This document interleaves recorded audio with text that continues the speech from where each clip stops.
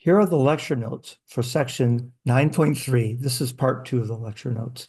In this last part, we're just going to discuss a couple of issues that come along with doing hypothesis testing in general.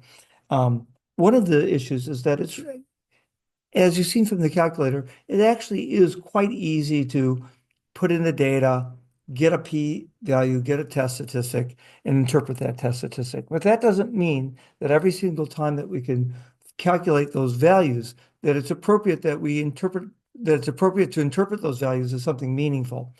We're going to take a look at a few scenarios and talk our way through them. Scenario number 1. It says statistical significance and practical importance. When the null hypothesis, which is the hypothesis of no effect or no difference, can be rejected at the usual level, there is good evidence of a difference. But that difference may be very small. When large samples are available, even tiny deviations from the null hypothesis will be significant. Meaning, we could get a low p-value, but the difference between the null hypothesis and what we actually saw is so small that we don't think it's practically important. So for example, a national chain of SAT preparation schools wants to know if using a smartphone app in addition to their regular program will help increase the student scores more than their regular program. On average, students in their regular program increase their scores by 128 points during a 3-month class. To investigate the smartphone app, they have 5,000 students use the app along with their regular program. They will test the following hypothesis, where mu is the true mean improvement in the SAT score for the students at this school. After 2 months, the average improvement was 130 points and a standard deviation of 65. The test statistic is t equals 2.18 and the p-value is 0.0148. The increase was statistically significant, but not practically important, meaning they did all this extra work, they did the stuff with the smartphone app, and the difference between what they expected and what they saw was only 2 points. And increasing your SAT score by 2 points is not a big deal. In fact, I don't think it's even possible that you increase your score by exactly 2 points. So the reason why it was significant is because there were so many students. All right. Item number 2. There's a tendency to infer that there is no difference whenever the p-value fails to attain the usual 5% standard. In some areas of research, small differences are detectable only with large sample sizes, can be of great practical significance. When planning the study, verify that the test you plan to use has a high probability of detecting the difference of the size that you hope to find. Let's say that we have 2 therapies and one therapy increases the success of having someone live by 2%, which is a small thing. But for those 2% of people, it matters a lot. Okay? All right. So anyway, let's take a look at this example. AP Statistics class did caffeine and pulse rate experiment. The confidence interval for the difference in average pulse rate was between negative 2.52 and positive 4.59. By the way, in this particular example, the H0 claim would have been that mu is equal to 0. This means that drinking soda with caffeine can increase pulse rate as much as 2.5 beats per minute compared to drinking soda with no caffeine. It seems likely that the caffeine does have an effect on pulse rate, but we would need more data to estimate this with more precision. Right? So more data, remember, failing to reject doesn't mean that H0 is true. It just means that we don't have enough evidence. Determining sample size. How large a sample should researchers take when they plan to carry out a significance test? The answer depends on 3 factors: the significance level, the effect size, and the desired power of the test. The significance level, the alpha value, is also how much risk of type 1 error there is. If type 1 error has serious consequences, we might opt for um, a larger alpha value.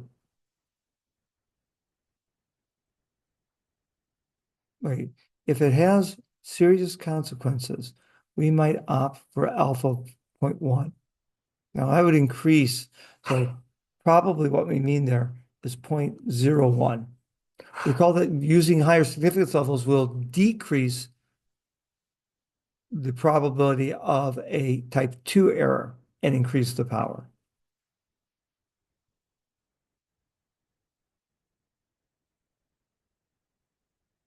The effect size. How large the difference between the null parameter value and the actual value is important for us to detect.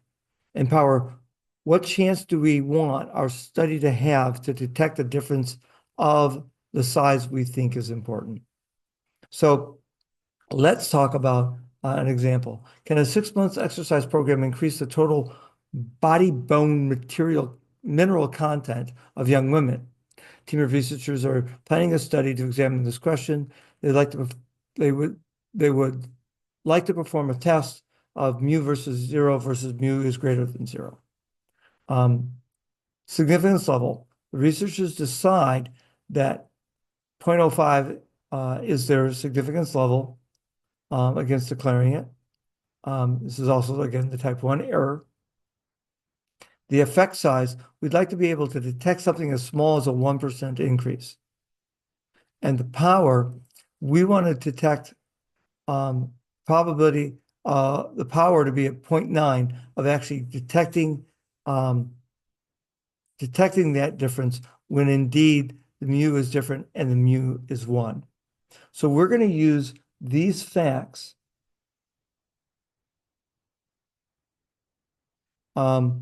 to test that what the practical implications of changing things are. I'm going to switch over to a power simulator, and we are going to put in the baseline of what they had said. We're going to assume that the standard deviation is 2. We are going to say our H naught claim is mu equals 0, and we're going to say our H naught claim is that it's greater than 0. We're going to start with an alpha value of 0.05, and our alternate hypothesis, our alternate mu is going to be 1. All right. And if we click all that and then we hit update, oh, what's our sample size? Oh, 25. Our sample size is 25. So let's put that in and let's update. So with these particular combinations of things, our power is 0.804. Power is 0.804. Now, again, we would like to have a power of 0.9. And we didn't achieve that. All right. So what happens if we reduce our significance level to 0.01? So that's easily done. We go to our significance level, we do the slider till we get to 0.01. And when we do that, our power got reduced. We made it less likely that we'll commit a type 1 error, but we made it more likely that we'll commit a type 2 error. And in doing so, we reduce the power.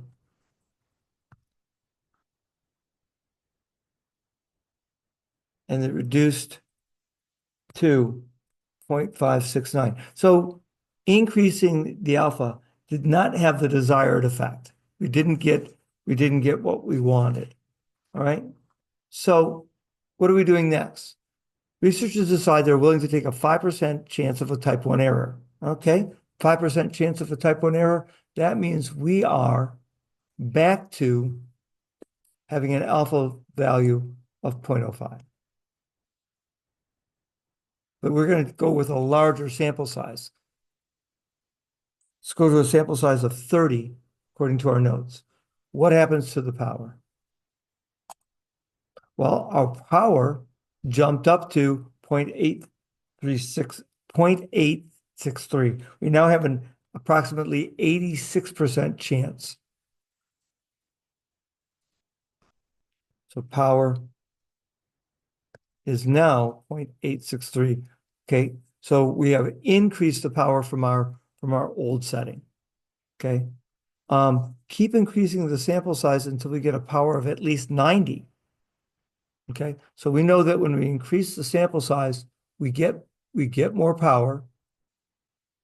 And so let's start playing around here. I want to get a power of at least 90. So let's go up to 50. That's a pretty big sample size. Update. Oh, we were way over 0.9. So let's start backing down. We know 30 wasn't large enough, but 50 is too much. How about 40? Still above 90. How about 35? Okay. How about 34? Okay. So 34 takes us a little bit too low. 35 ends up being the smallest sample size that we can get and still have a power of 0.9. So a sample size n equal 35 achieves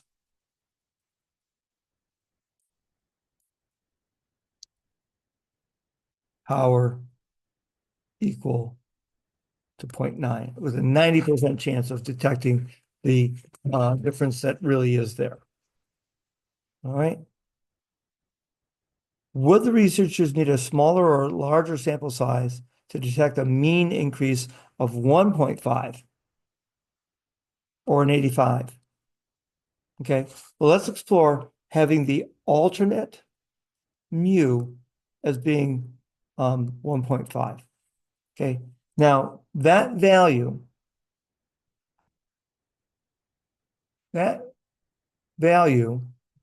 is further away from our H naught claim. It should make it easier to detect that difference. And indeed, when we went to 1.5, we now have a 99.7% chance of detecting that difference. So with the alternate at 1.5, the power is now 0.997. What happens when we say that the mu alternate is 0.85? Now, again, we are now moving that, we are now moving the alternate closer to the H naught claim, and that should reduce our power. Indeed, it reduced our power to 808.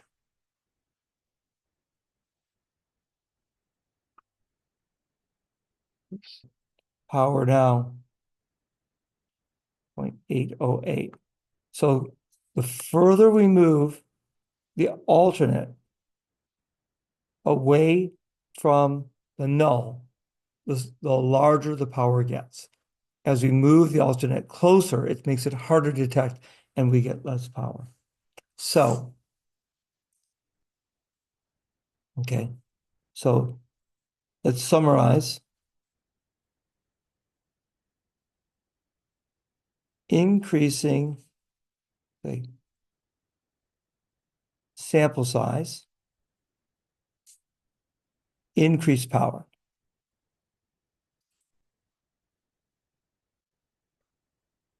Decreasing our alpha value, decrease the power.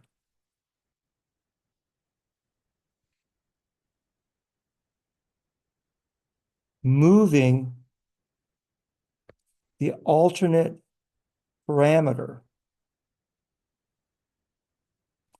away from the H naught claim, increase power. And as you saw, as we move the alternate closer to H naught, we decrease power. Okay. All right. Statistical inference is not valid for all data sets. Badly designed surveys and experiments often produce invalid results. Formal statistical inference cannot correct basic flaws in the design. If I collect my data not using a random sample, there's no way I can make the sample size large enough to overcome that deficit. Okay. If I get access to an entire population's worth of data, I don't need to do inference procedures. Inference procedures is trying to allow us to infer something onto a population, but if I already have population level information, I'm okay. All right. Last point.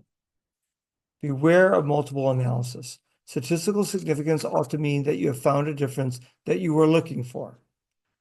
The reasoning behind statistical significance works well if you decide on what difference you're seeking, design, search for it, and use the significance test to weigh the evidence you get. In other settings, it may have little meaning. Let's look at this example. Might the radiation from cell phones be harmful to users? Many students have found little or no connection between cell phones and various illnesses. But here's part of a news account of one study. Hospital study compared the brain cancer and similar groups without brain cancer, found no statistical significance between brain cancer for the two groups. But when 20 distinct types of brain cancer were considered separately, the significant difference in brain cancer rates was found for one type. Puzzling, however, this risk seems to decrease rather than increase with greater mobile phone use. So what's going on here? Well, let's say the alpha value for this situation is 5% or 1 in 20, which means that in 1 in 20 studies using data of this type, we expect to get a significant result by chance alone. An alpha level of 0.05 means that 5% of the time you are going to reject H naught when H naught is really true.